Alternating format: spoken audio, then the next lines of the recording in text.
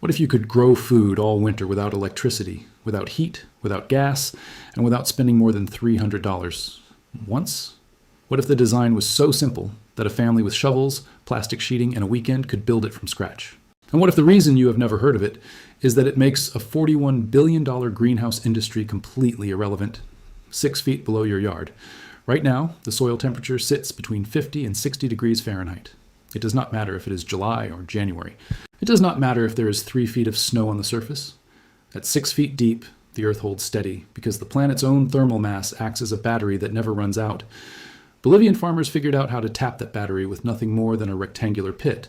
A sloped plastic roof aimed at the winter sun and rammed earth walls that absorb heat during the day and release it all night. They call it a Walipini, an Aymara word meaning place of warmth. Brigham Young University documented it. The BBC reported on it.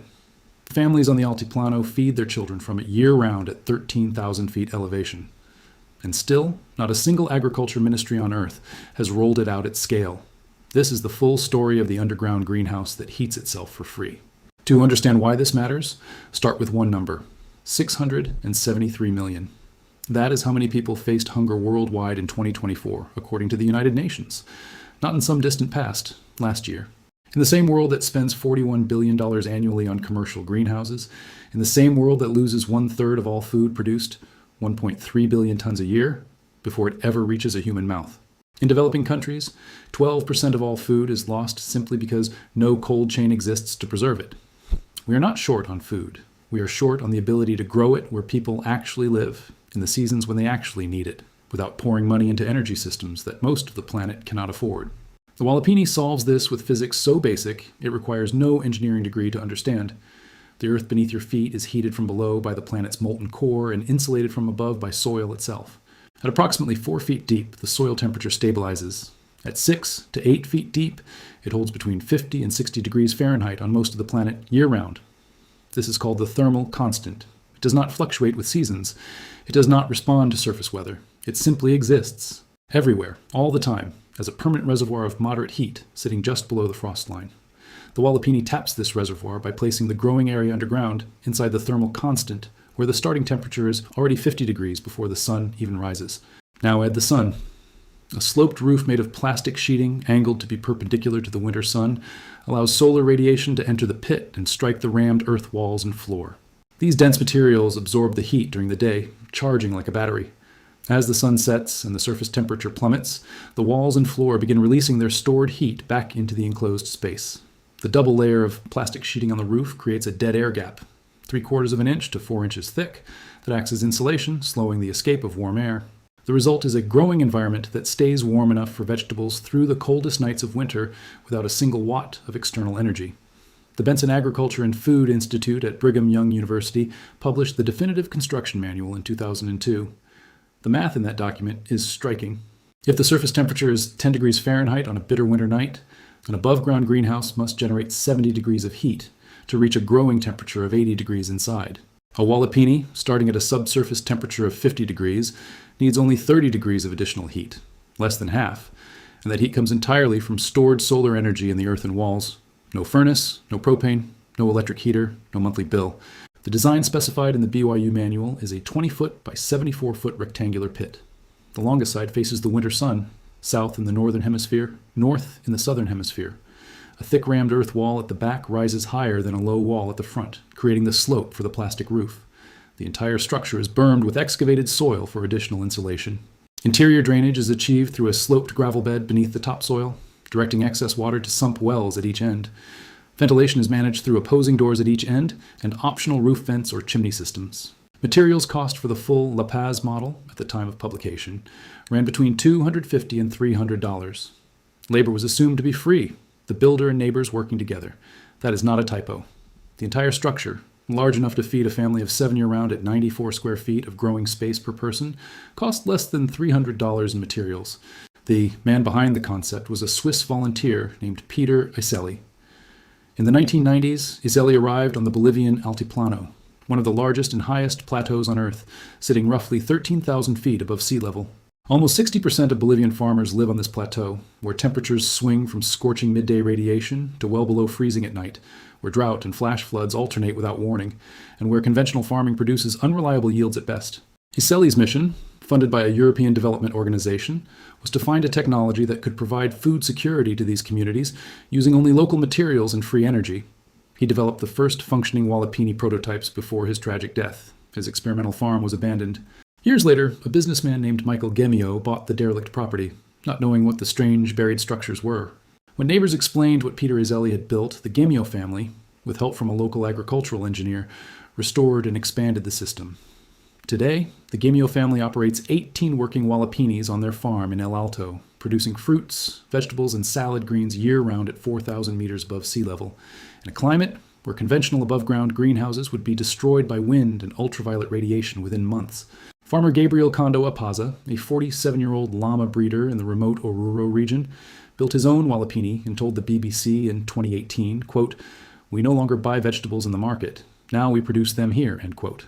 His 5 children eat fresh greens every day in a landscape where almost nothing grows on the surface. The technology has crossed continents.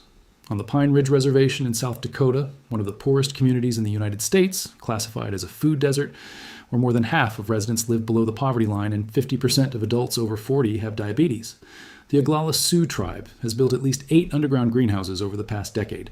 One 80-foot-long Walipini operated by the Wakpamni Lake community produces 12 times more food than an above-ground garden of the same footprint, because it operates all year instead of 3 to 4 months. A team of 20 community members harvests microgreens, Swiss chard, and pak choy, and distributes baskets of fresh produce to over 300 community members weekly. Kelsey has no horse. A single mother of 3 told The Guardian that receiving those baskets was, quote, "a big relief," end quote, because she'd always worried about how to provide her children with healthy food. Brian Deans, president of the Oglala Lakota Cultural and Economic Revitalization Initiative, built a 1,200-square-foot Earthship-style underground greenhouse using dirt-filled tires and salvaged materials for about $3,500 in 3 weeks.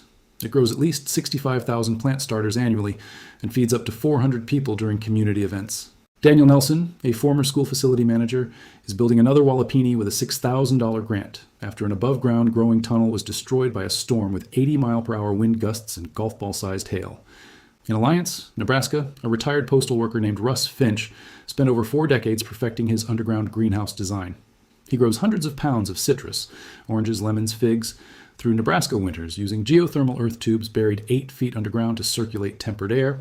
He sold nearly 600 greenhouse kits across the United States, Canada, and Europe before his passing. His structures cost about $211 per running foot, but are dramatically cheaper to operate than conventional greenhouses because they use the Earth's ambient temperature as their primary heat source.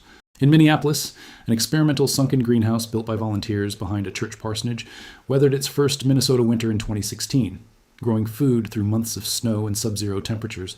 The experiment ran for 4 years before the city ordered its removal due to zoning issues. Not because it failed, but because the building code had no category for a greenhouse that exists underground. And that is the core of the problem. The Walipini does not fail because of physics. It fails because of bureaucracy, economics, and the architecture of an industry that cannot profit from a hole in the ground covered with plastic. The global commercial greenhouse market was valued at $41 billion in 2025 and is projected to reach $100 billion by 2035.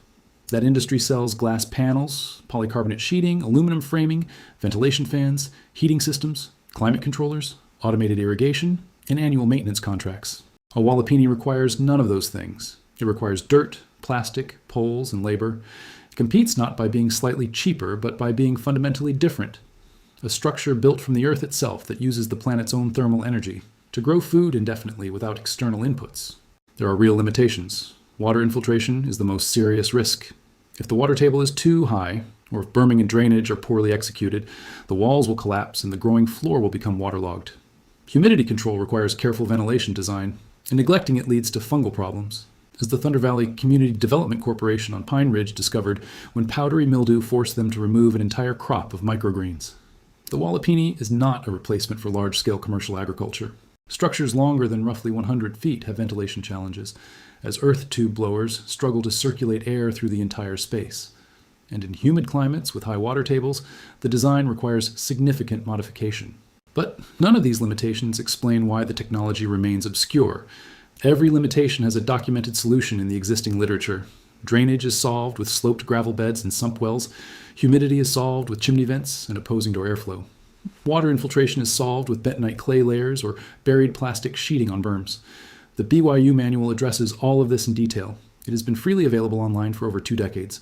The real explanation is simpler and uglier. There is no money in a Walipini for anyone except the family that builds one. No contractor earns a fee. No material supplier fills a large order. No energy company sends a monthly bill. No HVAC manufacturer sells a climate system. No government program distributes subsidies, because no government program has been created to distribute them. The Walipini exists in a policy void, too simple for the commercial greenhouse industry to acknowledge, too unconventional for building codes to accommodate, and too inexpensive for the development industry to finance at the margins it requires. Meanwhile, 673 million people are hungry. 47 million Americans live in food-insecure households. Food deserts cover thousands of census tracts across the United States. The food cold chain is responsible for 4% of total global greenhouse gas emissions. And the planet, the actual planet, is offering a permanent, free, self-regulating heat source 6 feet below the surface of every yard, every field, every reservation, and every community garden on Earth. A Swiss volunteer built the first one in Bolivia and died before seeing it spread. Brigham Young University published the blueprint for free. A Bolivian farmer feeds his 5 children from a pit that costs less than $300. The Oglala Sioux tribe grows food year-round on one of the poorest reservations in America. A retired postal worker in Nebraska grew citrus through blizzards for 40 years. A community in Minneapolis proved it works at minus 20 degrees before the city told them to tear it down because no zoning code had a name for it. The earth beneath your feet is 55 degrees right now. It was 55 degrees yesterday. It will be 55 degrees in January. It has been 55 degrees at that depth for as long as the planet has existed. Every vegetable you have ever eaten grew best between 50 and 85 degrees. The gap between what the earth offers for free and what a plant needs to thrive is 30 degrees. And a sloped sheet of plastic aimed at the winter sun closes that gap every single day without consuming a single unit of energy. The Walipini is not a theory. It is not a prototype. It is not an experiment. It is a proven, documented, replicated, functioning technology that feeds families in the harshest climates on Earth for less than the cost of a single trip to the grocery store. The only thing it cannot do is generate profit for the industries that have decided how food should be grown, transported, stored, and sold. And that is why you have never heard the word Walipini until this moment.